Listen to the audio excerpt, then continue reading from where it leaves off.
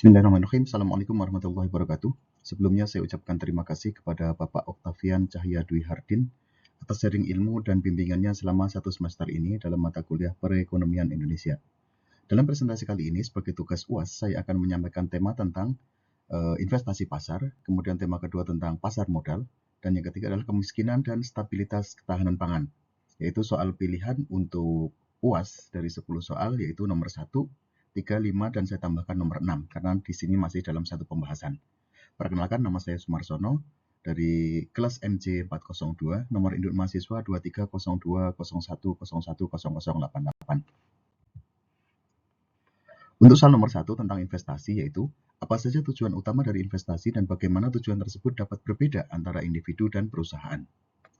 Tujuan utama investasi adalah untuk mengalokasikan dana atau aset pada masa kini dengan harapan memperoleh keuntungan atau imbalan hasil investasi di masa yang akan datang. Nah, investasi ini dimaksudkan untuk mengembangkan jumlah harta atau dana yang dimiliki agar dapat memenuhi kebutuhan dan mencapai tujuan di kemudian hari. Kemudian tujuan untuk investasi individu yaitu untuk mengamankan masa depan, yaitu mencapai tujuan tertentu dan memperoleh pendapatan tambahan secara rutin atau jangka panjang dan biasanya lebih memperhatikan faktor keamanan serta stabilitas investasi.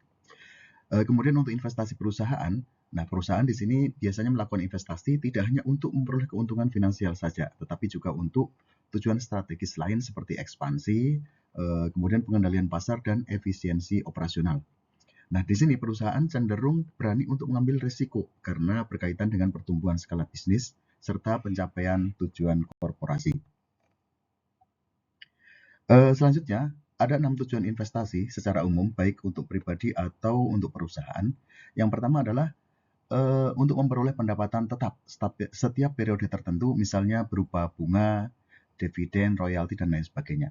Kemudian yang kedua adalah untuk membentuk dana khusus seperti dana ekspansi atau dana sosial. Kemudian yang ketiga adalah mengontrol atau mengendalikan perusahaan lain melalui kepemilikan ekuitas.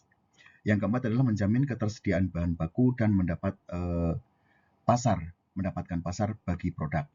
Yang kelima adalah mengurangi persaingan antar perusahaan sejenis. Di sini kita mengenal untuk perusahaan otomotif ya, itu ada joint antara Toyota dan Daihatsu misalkan. Terus yang keenam adalah menjaga hubungan baik antar perusahaan. Untuk soal selanjutnya adalah soal nomor 3 yang berkaitan dengan pasar modal.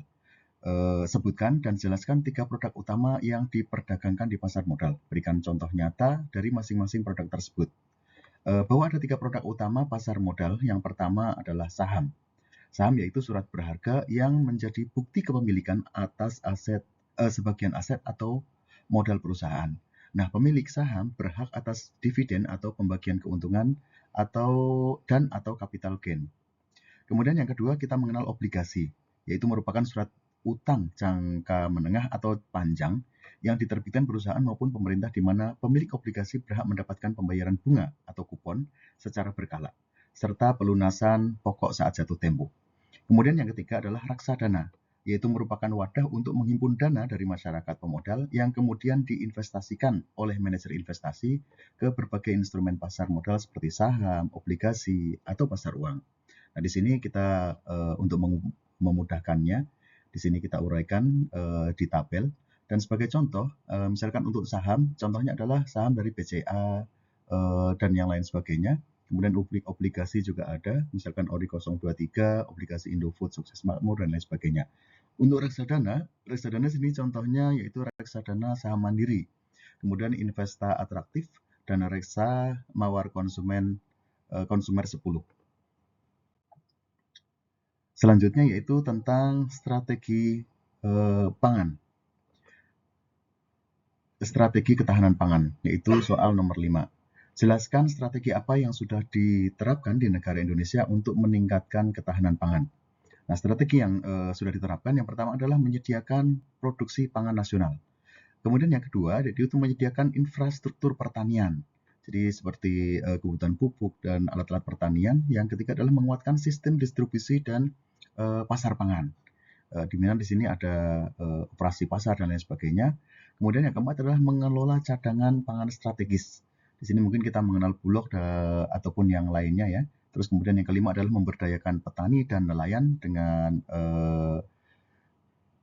pengarahan-pengarahan dan lain sebagainya. Terus yang keenam adalah kebijakan dan regulasi pendukung.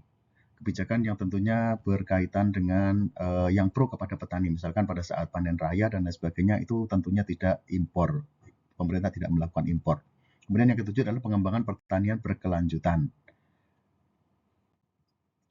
Kemudian masih berkaitan dengan ketahanan pangan, saya tambahkan, yaitu soal nomor 6, pendidikan dan pemberdayaan masyarakat. Bagaimana pendidikan dan pemberdayaan masyarakat dapat menjadi solusi jangka panjang untuk masalah ketahanan pangan. Nah, di sini tentunya dengan pendidikan dan pemberdayaan masyarakat, tentunya yang pertama adalah akan mendukung keterampilan usaha tani.